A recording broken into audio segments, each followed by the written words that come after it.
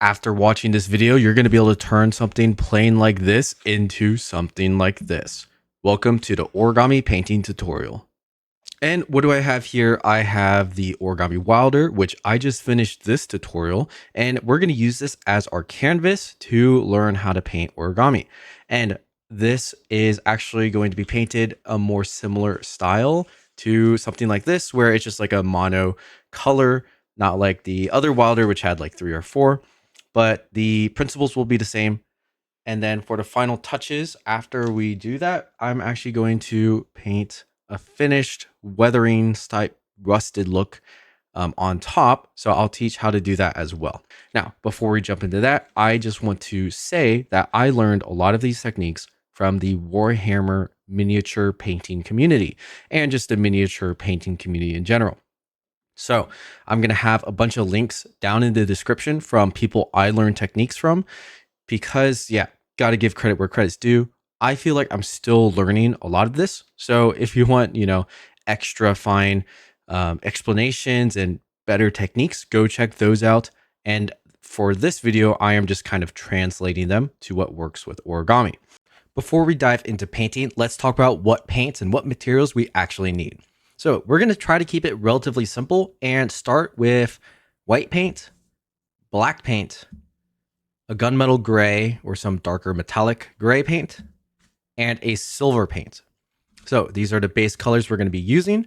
And then for the rust effect, I have an orange paint and then something called burnt sienna. So if you can't find its exact color, it's kind of like a brown, but this one is liquidy, so a fluid acrylic. Now, the quality of acrylics might come into question. Which one should I get? My answer is just get whatever you can find. The nicer ones will work better, but if you're just starting out, go on a budget, just find whatever cheap ones you can. I kind of have a whole collection of cheap ones, and then I have a little bit more higher pigment, which is a bit more expensive. Same thing here. The most important thing, this one you kind of want to be a fluid acrylic, so that's like really runny paint. And then orange is just orange. But that's going to be our base. Now, you can also opt in to buy this. So this is actually a Citadel paint. It's a shade called Nuln Oil. We're going to use that as our wash later. But if you can't get this, we can just make it by combining black with some water for a technique that I'll show later. It's not exactly the same, but it'll work roughly the same. I'll try to have links for at least like this in the description, but just get these rough colors of paints or anything you want. Again, this is kind of just like high contrast, white, black. If you want colors, do colors. In this case, my colors will be dark, metallic, and silver. Now, moving on, what are these paints sitting on? This is a piece of foam core board with paper towel taped onto it, right? So just a really cheap setup. This is going to be kind of our palette where we have our brush, and it's adding texture to our brush when we dry brush. So as you can see, there's a lot of paint. We want to be careful about how much paint we're actually applying. So have one of these ready. You're going to use it a lot. And I like to paint on it to keep things mess free. Speaking of brushes, because we're painting, there are a few brushes you're going to need. For the most part, you can just get regular brushes. These are super cheap brushes. I bought in a set for like $5. It's a soft, wide brush and a very thin brush. Again, doesn't really matter. Just try to get something similar, very cheap. Now, the thing I will recommend is the brushes for dry brushing. So this is a dry brush set I saw on Amazon and saw from a YouTuber that they recommend. I will have an affiliate link down below. I think this is really good. It's by Artify. It's very cheap for what you get. I think it was like $15 to $20. And you get these pretty good quality dry brushes, right? This is the size I'll probably be using. If you don't buy this exact one, you can try to find something similar. Just look for this similar type of brush head, or you can make it by cutting another brush. The key factor is these bristles. They're very soft. Okay. So they're soft, round like that. And again, this is going to pair very well with this paper towel technique. Try to find this, links below. And lastly, something I use, which is kind of optional, is this plastic cup with a wet paper towel. Now you can just opt for the wet paper towel, but this is what I will put paint on. It's going to keep the paint from drying out while we're using it, and the plastic cup just makes it easy to clean up. So the first step in our painting process is actually going to involve a different kind of paint that I haven't mentioned yet, and that is a spray paint. So just find whatever, black spray paint you can. In this scenario, we're going to use black. You can use any kind of dark color, but black is going to be quick. Doesn't matter what brand, just find a black primer. So this is a paint and primer. And ideally, it's not shiny. So I'm doing a black. If it's shiny, it's all you have, you can go for it, but try to find one that's not shiny, just a regular one. And we are going to spray paint everything. So you're going to want to spray paint all the crevasses and folds. You're going to want to hold it from every single angle to make sure it fills in the whole model with black. You don't want to do too much, so you might have to do multiple coats. You don't want it to be too thick, right? So spray it gently, be patient, let it dry. Flip it over, paint everything black, let it dry completely. Might take a full day to dry, but go ahead and do that. I'm going to go ahead and spray paint mine, and we'll come back to see how covered it looks. And we're back. This has been spray painted and primed, and I've covered most of it, but there will always be little bits that are left over. So just keeping that in mind, if anything, try to do maybe one more light coat, or you can just rely on this next step, which we will start here. So I have started with my wet palette, and I've got some black paint, a little bit, for now, less is more. And I'm using this wide brush. I've also gotten this brush a little bit wet, just so it's ready to paint. And we're gonna do a base coat of black. Now, we already have black, but in case we need to fix something, we don't wanna have to rely on the spray black. Not all black pigments are the same. So I'm gonna cover quick base coat with this carbon black that I'm using, as well as filling any gaps I can see.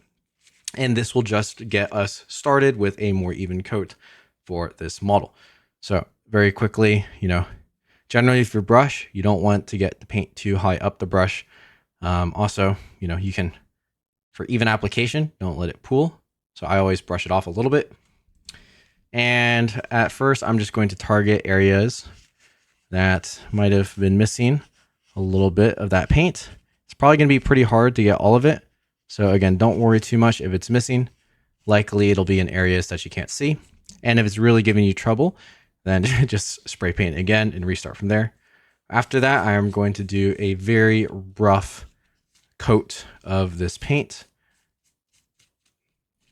Because it is black, I'm not super concerned about, full coverage. This is kind of like an overbrush is what you would say. So you just roughly want to touch all the surfaces, but it's not like I am completely 100% coating everything, because the spray paint should have done that for the most part. But especially in some very visible areas, I will want to add this.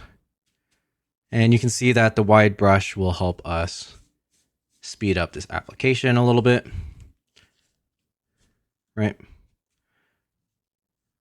And maybe it's showing on camera, maybe it's not, but the shade of black is a little bit different than the spray paint.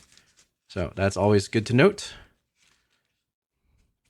Nice thing about acrylics is they do dry relatively fast. So just be careful when you're holding the model, but you don't have to be too worried. I'm just trying to hold areas that will not be too wet with the fresh paint.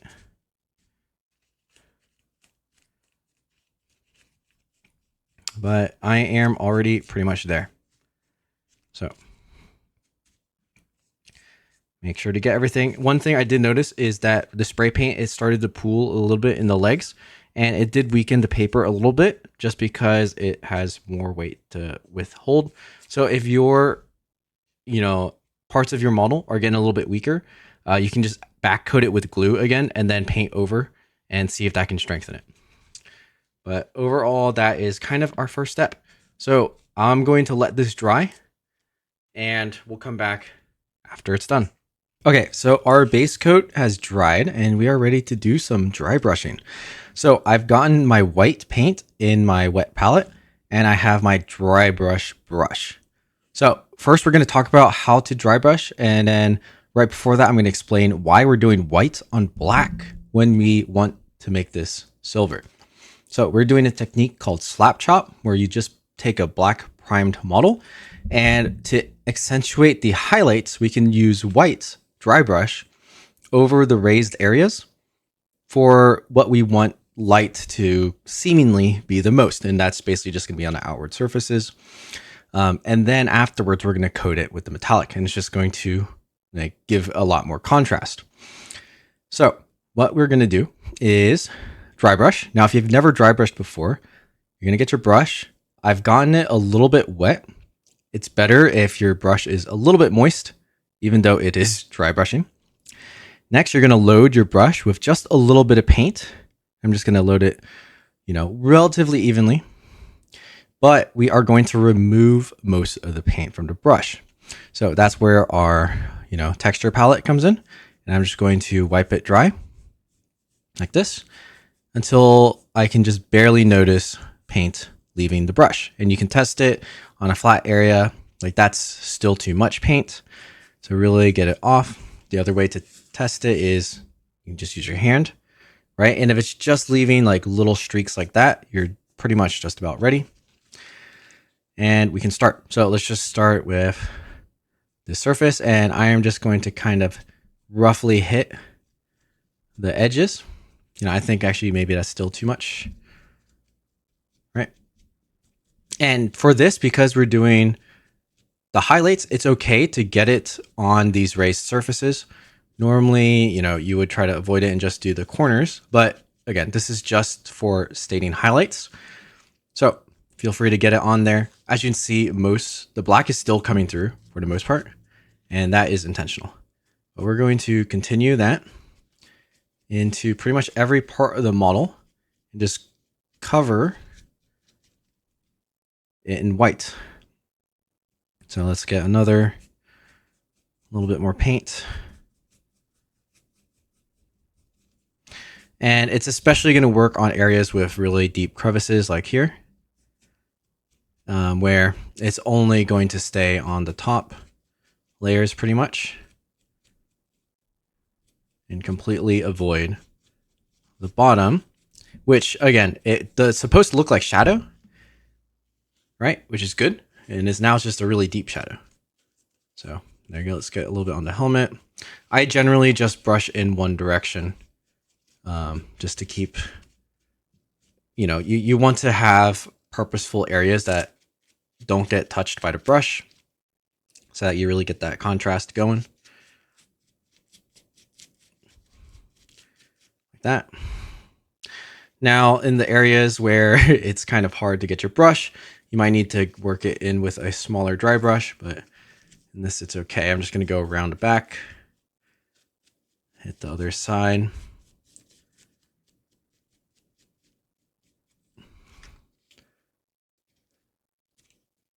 This part got a little bit wrinkled. We're probably going to have to fix that later.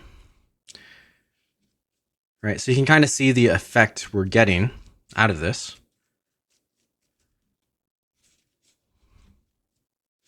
And actually on camera, it's showing like way more contrast than what I'm seeing. So this kind of, it looks like there's a lot more paint than I am seeing in person. So just kind of cover this. Just like what you see on camera is probably a decent amount of white, because again, it's just for highlights. Now on thin areas like this sword, where, it might move around a bit as you're brushing, I like to support it. So I'm going to support it with my finger underneath as I work on it.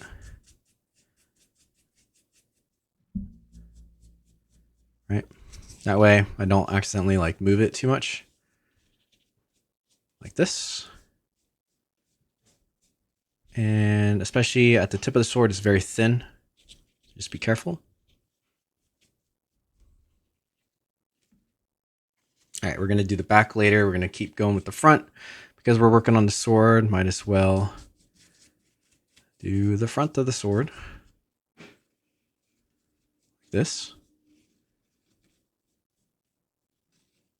And take your time with this. Again, you don't want to rush it where you accidentally apply too much paint. You can always apply more, but it's really hard to get rid of paint, right? So just keep that in mind as you're working. And it's kind of a fun process to start to see the contrast of dry brushing.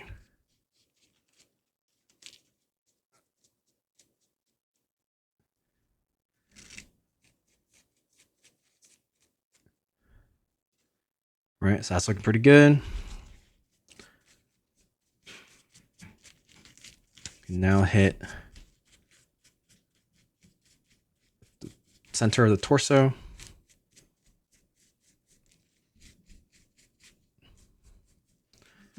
Work our way down. I'm going to load my brush a little bit more. So you can see you really don't need too much paint.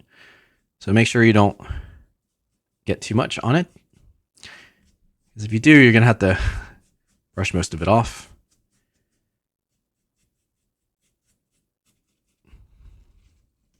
Okay, this should be good. That might be too much still.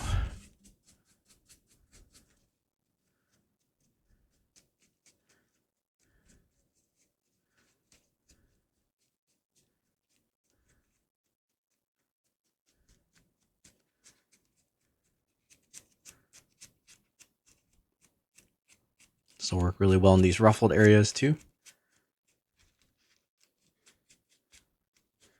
And then for the legs, this is another area where the legs might be a little bit delicate. So I'm going to support it with the back of my finger as I'm dry brushing.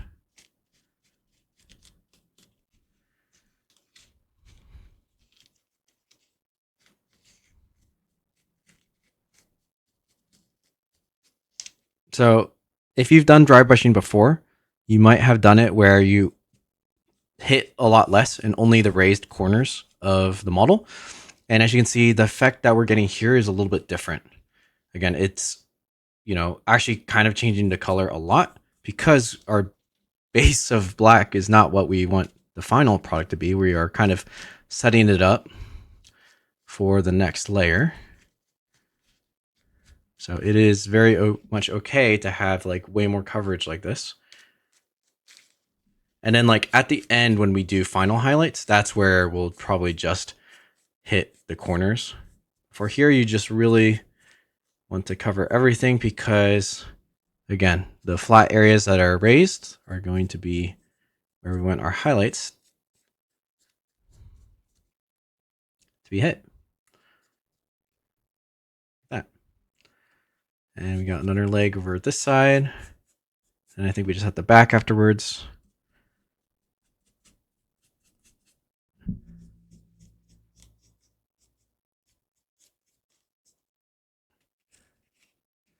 Want to hit the corners of this. There we go.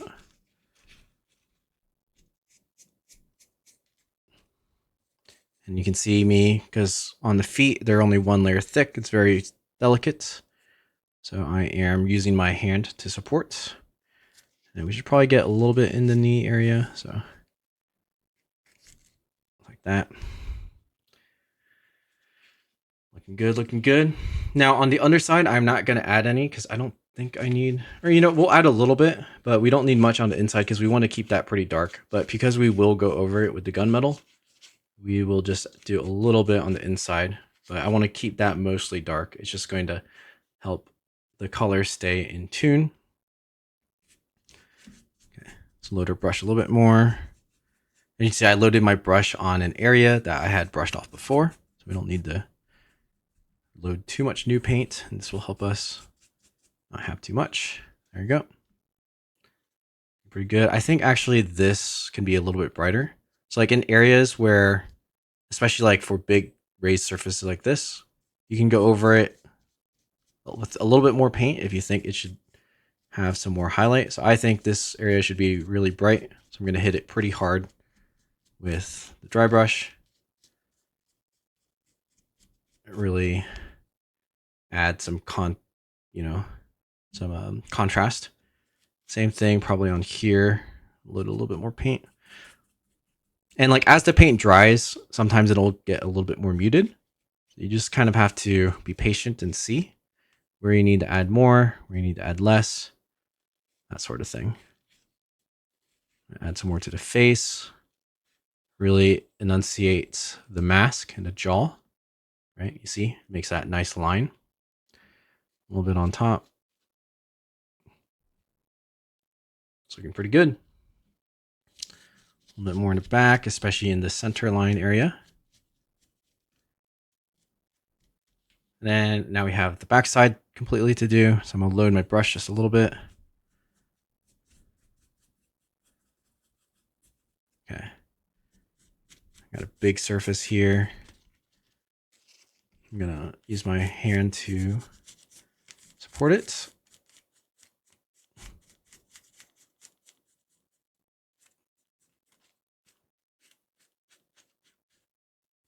It's kind of fun, but by doing this, even in these flat areas, you can kind of bring out some texture.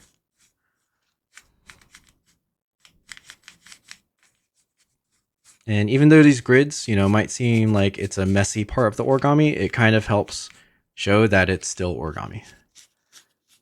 So add something interesting to the model.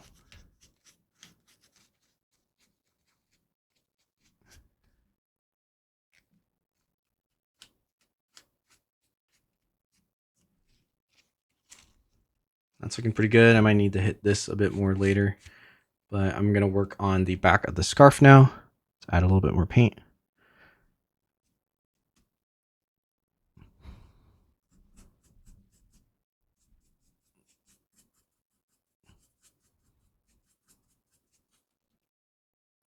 Let's test it. That's looking good.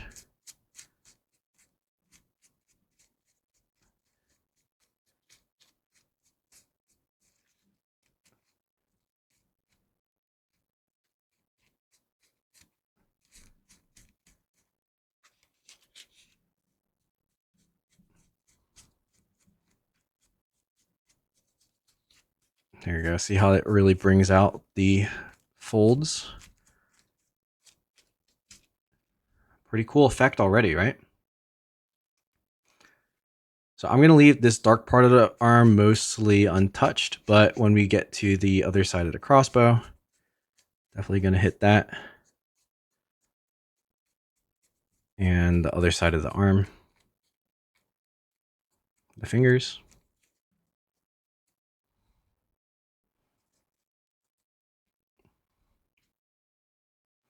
And the back of the legs, I'm just going to leave dark as well, because that's not really a detail that we need to worry about. And from here, you're just going to be touching up like little areas. I think you should have a good look at the work you've done and see if you need to add more, or maybe if you messed up an area, see if you can, I don't know, fix it somehow. If you like put too much paint on, potentially you could go back over it in black and then restart, but that's kind of like annoying to do. So ideally you don't have to do that, but right, it's technically fixable. I've done some models where I repaint quite a bit. I think I showed the samurai in a video example where I pretty much repainted the whole thing. And I might even repaint it again because that technique I used wasn't the best. I didn't realize that for red, instead of using white as this highlight, you can use green, and it's a contrast paint with red, so it's even better at these highlights than doing with white. Very interesting.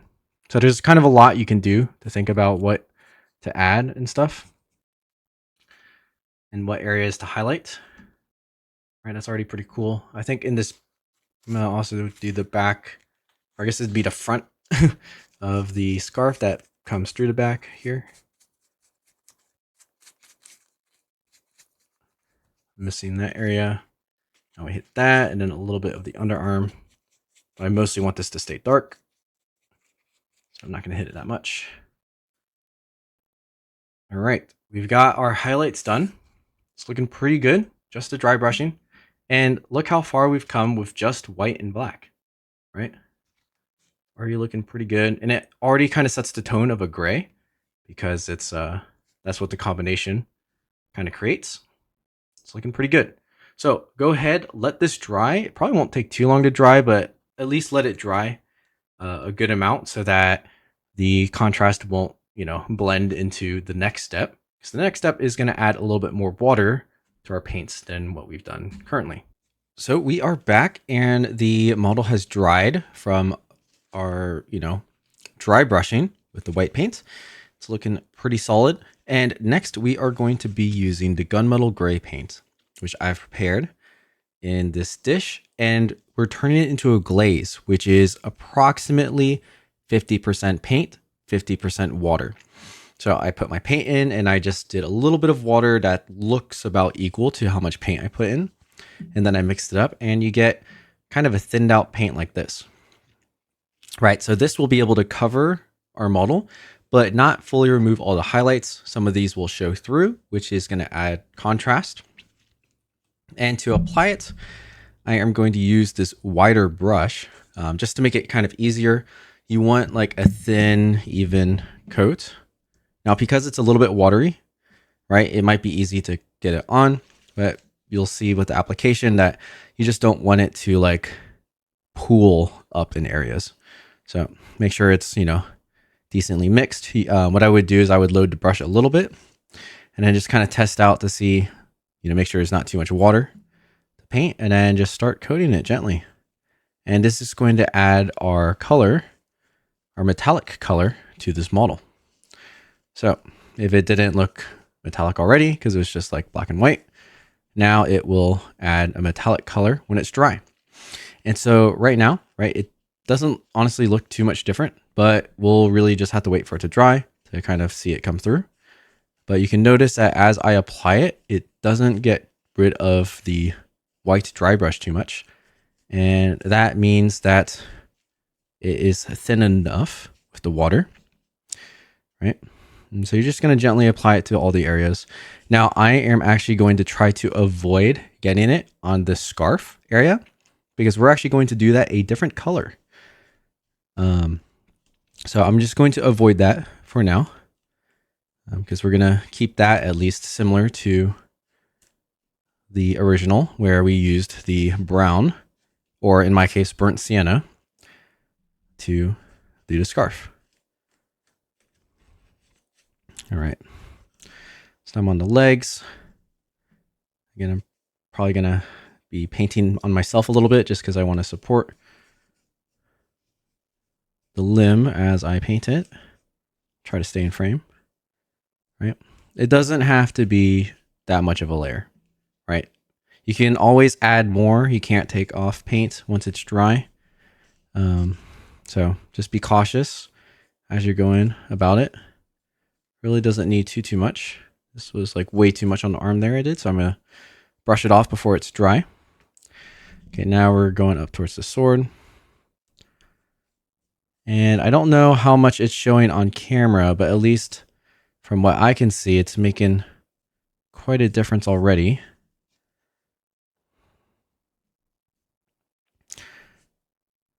I go for the helmet.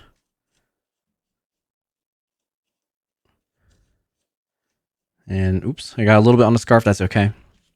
Just gonna avoid the rest of it. Now this, I'm holding the back area, which I haven't gotten paint on yet. You might need to let like the front dry before you do the back. That's actually what I might do.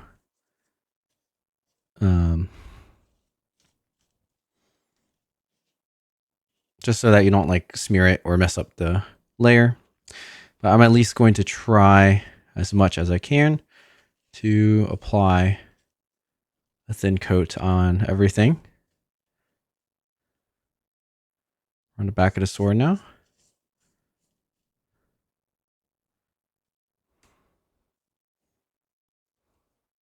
And again, for the scarf on the back, I am going to avoid painting it. Just going to do the back of the shoulders and the arm.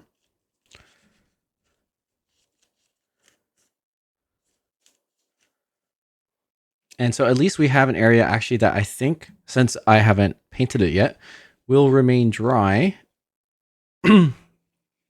So I'm going to hold that for now, just so I can paint the back area over here kind of gently. And then I can put it on like a little raised surface for it to dry. And then we will paint the scarf afterwards. All right. So that's looking good. Again, I don't know if you can see much difference from the camera, but if you're working on yours, I think you'll be able to see the difference on yours. And especially after it's dry, it's really going to look more metallic. If there are areas that you think is a little bit too light, then you can do like a little bit more over, just like a little thin layer just to coat it. But I would at least kind of let it dry, you know, before you get too worried. So I think I'll just leave it at that for now and place it elevated. So I'm going to use this, gently let it sit down and let it dry. And we're back. So I've let this dry quite a bit, and I think overall it's okay. It is looking quite a bit more metallic, and hopefully yours is as well compared to what it was before. As you can see, we can see the highlights reflecting off the light, but it's a bit more muted, right? It doesn't look like we exactly dry brushed everything. That is the goal. We have contrast, but it's not like crazy, you know. And the glaze changed the color. We can still see some highlights here. And once we go over in our final coats and do another dry brushing, it's going to accent it even more. So that's kind of the game we're playing. It's like highlights, contrast, color, highlights, contrast, or contrast, highlights. Okay, so now we're going to work on the scarf area. I'm going to use the burnt sienna. And this is like a fluid acrylic, so you can see it's already watery. So I'm not really having to water it down at all. But I'm going to be very careful not to get it on the rest of the model. But if I do, I will just either try to get a paper towel and dab it out, or just go back over it in other paint. But ideally, we avoid that. And so here, again, the fluid acrylic is pretty liquidy, so it's very easy to spread. So just gently apply it over, and you'll see it won't really change too much of the color of the dark areas, but it will definitely change the highlights. And we're kind of like staining those highlights, and that's what makes the effect possible. So I'm just going to try to at least touch all the surfaces. Because it's a fluid acrylic, it's going to want to flow into some of the crevices. But yeah, even if it looks like it's not going in all the way, when it dries, it will stain. So keep that in mind. I'm going to gently turn the paper over. Make sure it's not pooling. There you go. It's a thin layer. And then same thing on the back of the scarf. I'm going to add that over here.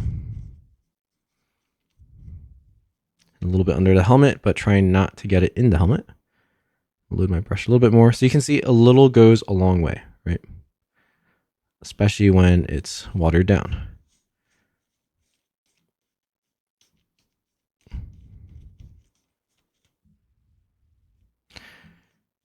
And just a little bit more. Now, depending on how you folded it, the front of this scarf, or like the back of the scarf, might be showing from the other side. Right, so if I flip the model over carefully, we also have this side. So I'm also going to add some here.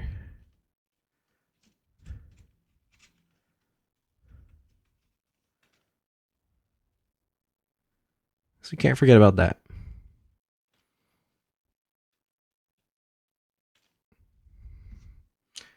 Just like that. All right, and basically what you're going to want to do is let it dry and then kind of observe if it needs another layer or if it has been stained enough. Because of the paint colors we're kind of using, this, you know, brown might not stain or have enough pigment. And also, I don't know which one you are using, but I would just be patient, let it dry, and then check on it. Again, you can always add more paint. It's hard to take it off once it's done. So I'm going to let this sit for a little bit. I'm probably going to have something hold it up this way so it's not lying down on the back area while it dries. Or I guess I can technically just let it dry like this. And we'll leave it be until it dries. And basically when it dries, if I think it needs some more paint, I will add more paint. Go ahead and do that. We're going to come back once I'm satisfied and I'll let you know if I did that. We are back. It has been some time since I let the paint dry. As you can see, the pigment is much stronger. I went over this with like twice. So the first time it dried, I wanted to add a little bit more. So went ahead, add a little bit more that burnt sienna. Looks pretty good like this. So we can continue. We're going to do the next phase, which is silver. And this is a much brighter silver than the gunmetal gray that we used as the base coat. And we're going to be doing dry brushing again. So I'm going to add a little bit here. Just like that. I think that's probably good enough. We are going to be doing dry brushing to bring back some of the highlights, but this time it's with a pigment and it's going to just kind of re-add some of those highlights, but in a more metallic manner. Now that we have the base coat, bring back some more contrast. So as you can see, we're kind of just going back and forth, but with a few different colors. And then because this silver is a different pigment, it's going to add a very, very metallic look. And because we're also weathering this model later, this will give it like the steel effect and it'll go good with our like rusty colors, ideally. So once again, same kind of thing that I showed you before for dry brushing. You don't want too much paint, right? And for here, we're mainly just trying to hit edges, raised edges. And that way we can bring back some of that detail.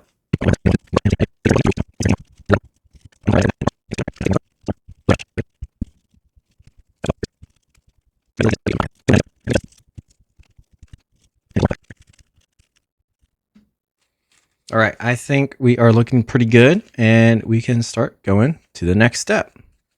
All right, so for our next step, we've done a lot of highlighting, and sometimes what happens when you dry brush, especially if you add a little bit too much paint, is the model can be a little too shiny, especially in areas that we wanted darker. So we are going to do something with a wash, which is basically around 90% water, 10% paint.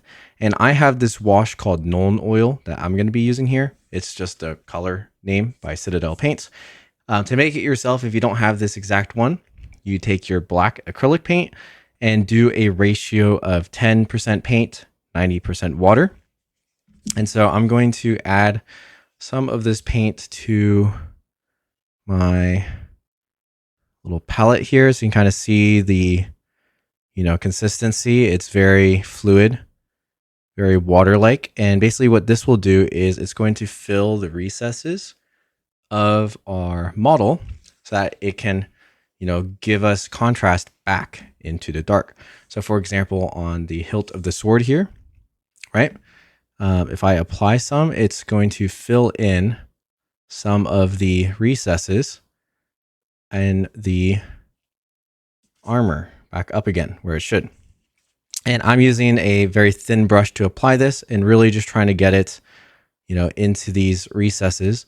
If you like, you can basically like slather the model in this and then kind of take a paper towel and, lightly dry off the raised surfaces and it'll kind of do that effect.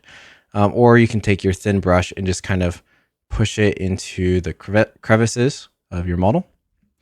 So take some time and just apply it pretty much everywhere we have done that metallic dry brush. I think you could even do it in this area if your scarf kind of has too much paint in it. Like maybe your brown was a little bit stronger than mine and you don't have dark areas anymore. So go ahead and do that. I'm just going to spend some time filling in the recesses. And, it might not seem like it's doing a lot now, but trust me, once it's fully dry, it's going to really add some nice contrast back into the model. See how it's filling in these dark areas, and it's just going to make our highlights pop even more without being like too crazy. So I'm going to use some here and just kind of dab it into these recesses around our model. So yeah, go ahead and do that. And we'll come back once I finish. This is going to take me a little while. Take your time and see how it feels. Now, the main thing, before we go, the one thing you don't want to do is let it pool. So if there's too much, make sure you dab it out. But otherwise, it's pretty safe to just cover it. All right, we'll be back once we are done and we'll see what it looks like. All right, so I've let this completely dry and we can take a look at the effect. Now, something cool that happens is, especially with the paper that we used and there's just natural pores, if you look really closely, you're going to see this cool texture. It really looks like, it's some sort of textured surface. It's looking a little bit more metallic. Part of this is from the paper, and doing that wash and getting it to fill the cracks brings that out a lot. So that's pretty fun. And then, right, you just get a really nice texture on the surface, right? If it was metal and it was just like perfectly clean, it would look not as cool, right? It's metal like patinas over time with the use. So having that type of wash on top really adds a lot. So that's kind of what we're going for. And now what we can do is, because we've reduced some of the contrast, right, from the shine, we can bring it back for the final time. But instead of dry brushing, we're just going to add some highlights manually. And this is best done with your thin brush. So find your thin brush. I have the same silver paint that I was using. And this you have to be very careful with. So I recommend, don't load your brush too much at a time with paint. Just like very small amounts, very carefully. And what you're going to want to do is just hit some of the edges and areas over here that have the most shine. So, I'm holding it in the light. I can see like the biggest shine will be like right along here, along these edges, around here. And then I also like, for example, the sword edge, and just apply a coat of just manual highlight there. Again, you don't want to go too far or too hard because it can be kind of easy to ruin it. But you can add some small streaks to make it look like maybe there's some chipping or some weathering. But this will really just re-add a big highlight for the finish. So yeah, I'm basically going to go over the areas I described, like the edge of the sword, to really bring it out. Maybe the edge of the helmet. I like to add a little bit in the center here just to bring it out. It's kind of like we're applying makeup to our model, right? So spend some time with this. This part is not as quick. It's a little bit optional, but I think it really brings out that metallic look if you spend some time with it.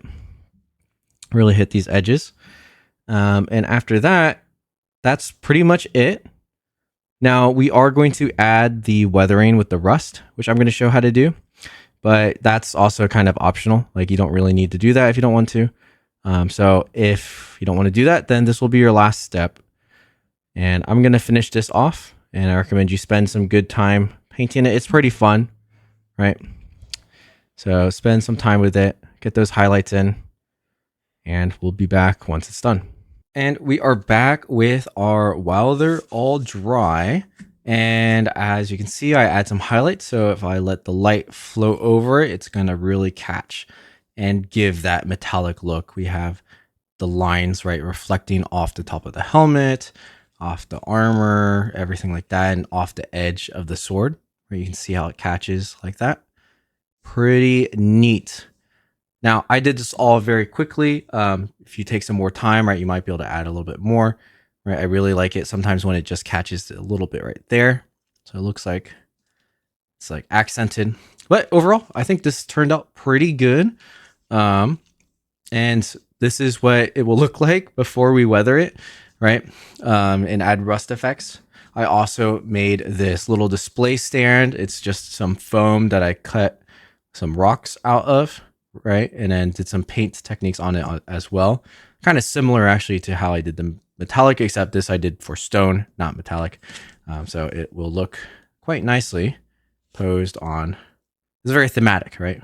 Kind of matches.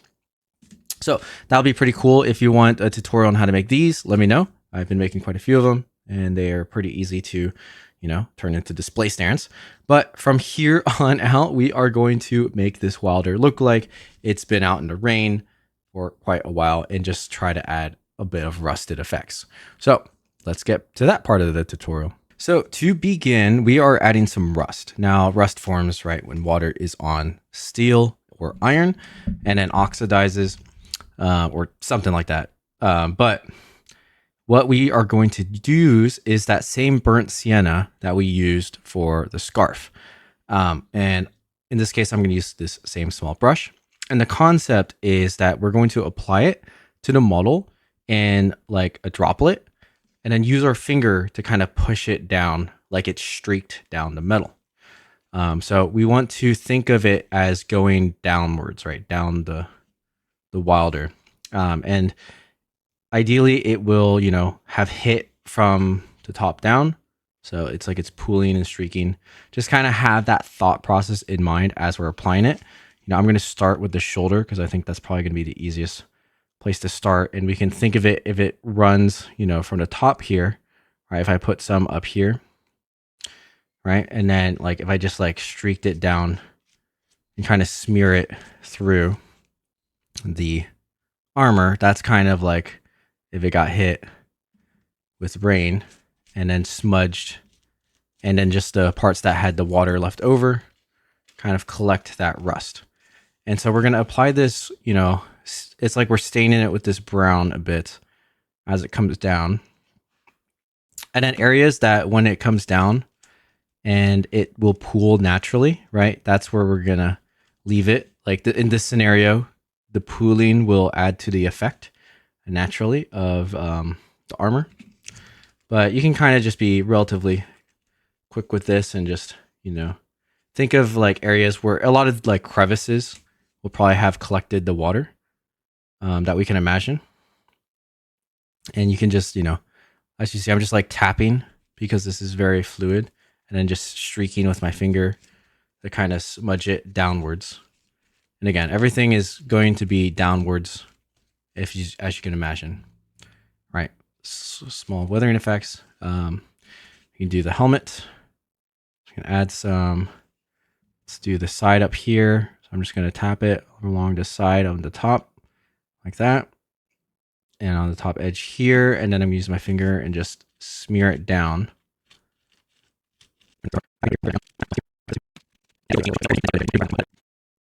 And I think I'm going to place this all along the armor. And I might leave the sword unrusted for now. Though a rusty sword's kind of cool. We'll see. I might just do a little bit lighter on the sword so it kind of stands out. But at least for the armor, I'm going to go ahead and coat this whole thing just like that with this brown. All right, so we're back and we have coated our model with the brown, right? And you can see it's pretty dark brown. Doesn't really look like much yet, but when we combine that with orange, then it starts to look like rust. So what we're going to do is essentially everywhere where we've added the brown, we are going to add some orange. And my orange is already pretty watery, but you may have to test to see if you need to add a little bit of water. Probably don't, but you are going to kind of continue the streak down with the orange on top of where the brown is. Now, this might take some time to get right. You might need to mix the orange with some more of the brown to kind of get that effect. But essentially, you just want to kind of get the orange in between the brown. So I kind of missed on that one. And I think just, be careful not to add too much orange, but you're kind of getting it into the middle, right? So the brown was like our dark, and then we have like a lighter center with the orange. And we're going to add that through the model. And as you can see, when it dries, the orange loses a little bit of its pigment and kind of blends with the brown to give this rust color. Now, when it streaks, it's a little bit difficult to kind of get right in terms of the direction, but one easy area to hit is, again, these recesses where it would look like the paint has kind of, or the rust would have pooled, and just adding that orange into there really get that rusted look. So go ahead and do that. I'm going to show it in a couple spots. So again, just like a little bit of light orange dabbed throughout wherever you see the brown, and get this rust. Now, what we're doing here is kind of like a light rust. There are some painting methods where like the whole thing is rusted, and instead of kind of having the rust show in between like the silver, you actually like re-add some silver back or some steel colors back to make it look like the rust scratched and that there's still like steel beneath it. Even with the minimal here, if you think you messed up some of the rust areas, you can always go back over with some steel, because it technically, you know, it's like as if it was there. But you can kind of just play it by ear and see, you know, what you think looks good. I'm kind of dabbing the orange here now on top of some of this brown. It's very lightly. Again, you want to try to follow the streaks you made with the brown, and it's really going to accent those rusted areas quite a bit. And there we go. So we're kind of getting somewhere on this side. Let's keep going a little bit so you can kind of see how it turns out. So here, you can see just by dabbing it, it kind of brightens where we had the brown. Makes it look kind of weathered, right? Like there's a big rusty patch right there. It's pretty cool looking. I made a video on the gnome where I first tried this rust technique. And I made the joke that I left the model in the rain, and that's how it rusted. But, you know, it was just paint. But some people like kind of believe that it actually was rusted. So that was kind of my, you know, test to see if I did a decent job with that effect. And I think I did a decent job because I was able to trick some people. And even showing it in real life, some people thought like, whoa, did you paint this, or is it like actual rust? So, you know, it might take some practice to get this right. Some areas, you know, it might look kind of awkward. Some areas it'll look really good. I think one way to test is kind of look at some actual rusted objects. You kind of see what it looks like, and then try to copy that onto this model. But yeah, I'm going to spend some time and add some more of this effect throughout, and we're going to come back when it's done and we'll take a look at the final product. And we are back. Things have dried, and I put quite a bit of rust on this Wilder. I know I said I wasn't going to fully send it, but I think it looked a little bit better fully sent. So hopefully you like the look of this. And if you don't, you can always undo it by, you know, just recoating with your steel and metal paints. But I like the weathered look. I think it's pretty interesting. And there's definitely room to improve on making it rusted. But yeah, overall, I think it's just very interesting. And I hope you enjoyed this tutorial, whether you followed along or not. And at least hopefully you learned something about painting. It's a lot of fun. Let me know what you are going to paint and make. And if you made the Wilder, definitely tag me in a photo or send a picture to my email so I can see what you made. But yeah, thanks so much for watching, and I will see you in the next tutorial. All this origami, all this origami, all this origami got me going kamikaze now.